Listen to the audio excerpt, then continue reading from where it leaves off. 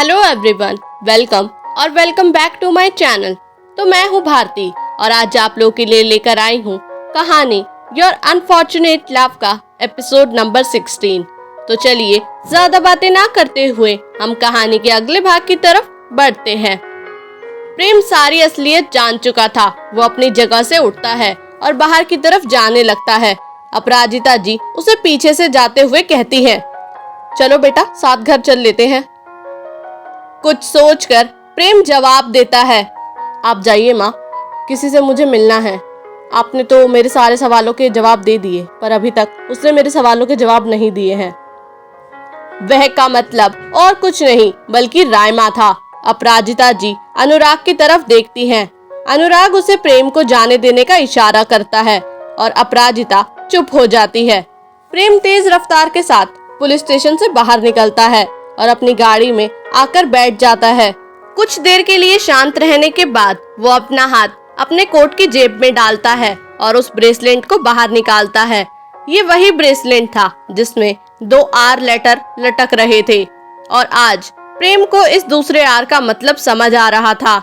Are का मतलब रायमा और दूसरे का ऋषभ। प्रेम अपनी गाड़ी स्टार्ट करता है और फिर दोबारा उसी जगह जाने लगता है जहाँ पर रायमा रहती थी। बिना किसी उम्मीद के प्रेम एक बार फिर रायमा को फोन लगाता है। प्रेम मन ही मन खुद से कहता है, मैं जानता हूँ ये फोन रायमा नहीं उठाएगी। लेकिन तभी उसकी उम्मीद के विपरीत फोन उठ जाता है और सामने से रायमा की आवाज आती है, हेलो। प्रेम हैरान हो जाता है। उसे उम्मीद नहीं थी कि रायमा फोन उठाएगी। आज जब प्रेम रायमा के अतीत से जुड़ी कुछ चीजें जान चुका था तो प्रेम के पास रायमा से पूछने के लिए बहुत से सवाल थे, पर प्रेम अभी भी कोई सवाल नहीं पूछता और कहता है, मैं तुमसे मिलने आ रहा हूँ। अब जो भी बात होगी आमने सामने बैठकर होगी। प्रेम की बात सुनकर रायमा कहती है, बात? कैसी बात? मुझे नहीं करनी तुमसे कोई बात। प्रेम कहता है, तुम्हारा वो ब्रेसलेट मेरे पास है। शायद इस ब्रेसलेट में तुम्हारी कुछ यादें हैं तुम्हारे पापा के साथ। वापस नहीं लेना चाहोगी? ये सुनकर रायमा चुप हो जाती है। वह प्रेम को यह नहीं बताना चाहती थी कि ये ब्रेसलेट उसके पास उसके पापा की आखिरी निशानी है जो उसके पास बची थी। रायमा की चुप्पी देख प्रेम कहता है, चाहिए ना तो चलो रायमा, एक आखिरी बार मिलते हैं। मैं तुम्हें तुम्हारा ब्रेसलेट लौटा दूंगा और तुम मेरे कुछ सवालों के जवाब दे देना। रायमा कहती है, कैसे सवाल? रायमा की बात सुनकर प्रेम कहता है, तुम्हारे मकसद से जुड़े, तुम्हारे अतीत से जुड़े, तुम्हारे इंडिया वापस आने से जुड़े हैं कुछ सवाल। प्रेम की बात सुनकर रायमा कहती है, इन सारे सवालों का जवाब एक ही है प्रेम, बर्बादी, सिर्फ और सिर्फ बर्बादी। रायमा की बात सुनकर प्रेम कहता है, तुम पागल हो? आज से 20 साल पहले जो भी कुछ हुआ उसमें मेरी माँ ने कुछ नहीं किया था। उनकी कोई गलती नहीं है। तुम्हारा मकसद ही खोखला है। प्रेम की बात सुनकर रायमा कहती है, खोखला मेरा मकसद है या तुम्हारे परिवार की किस्मत? ये तो वक्त ही बताएगा। आओ, इंतजार कर रही हूँ प्रेम तुम्हारा बेसब्री से। कोलकाता की सड़कों पर अनुराग और अपराजिता की गाड़ी धीमी गति के साथ चल रही थी। भले ही गाड़ी की रफ्तार इतनी ना हो, पर अपराजिता और अनुराग के दिमाग में रफ्तार काफी तेज चल रही थी।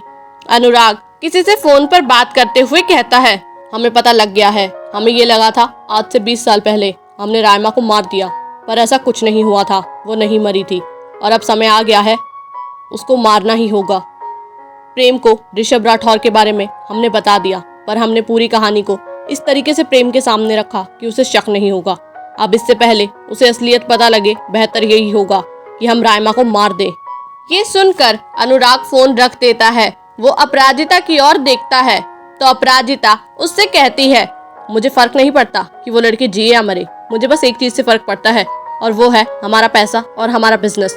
भूलो मत कि अगर रायमा ने अपना मुंह खोल दिया तो हमारे साथ साथ हमारा बिजनेस, हमारा पैसा सब चला जाएगा, क्योंकि ये पैसा हमारा कभी था ही नहीं।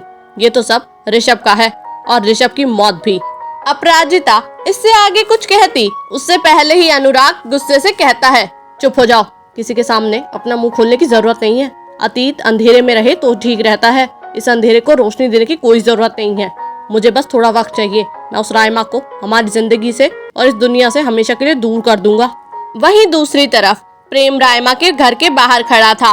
वो अपना हाथ डोरबेल की तरफ बढ़ाता उससे पहले ही रायमा दरवाजा खोल देती है।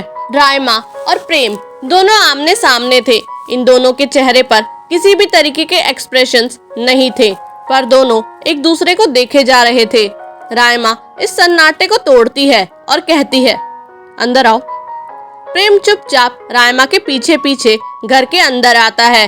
प्रेम के घर की तरह रायमा का घर बहुत बड़ा नहीं था, पर यह छोटा सा भी नहीं था। पर रायमा ने इसे बहुत खूबसूरती से सजाया था। रायमा प्रेम को बालकोनी में लेकर जाती है, जहां पर उसके बैठने का इंतजाम कर रखा था उसने। इस बालकनी से कोलकाता का पूरा नजारा देखा जा सकता था। रात के समय पर यह नजारा और भी सुंदर लग रहा था। प्रेम वहां लगी कुर्सी पर बैठ जाता है। इससे पहले कि वो कुछ बोल पाता, रायमा बोलती है, एक कहानी सुनोगे? रायमा भी प्रेम के सामने आकर बैठ जाती है और प्रेम के जवाब का इंतजार करती है। प्रेम रायमा की आंखों में देखकर कहता है, कहानी? पर क्यों? प्रेम की बात सुनकर रायमा कहती है, क्योंकि इस कहानी के किरदार हमारी कहानी के किरदारों से मिलते हैं। तो चलो मैं तुम्हें एक कहानी सुनाती हूँ। आखिर कौन सी कहानी रायमा प्रेम को सुनाने वाली है? क्या प्रेम रायमा पर विश्वास करेगा? क्या प्रेम देगा रायमा का साथ? क्या होगा जब प्रेम के सामने आएगी सारी सच्चाई? जानने के लिए सुनते रहिए कहानी your unfortunate love. Thank you.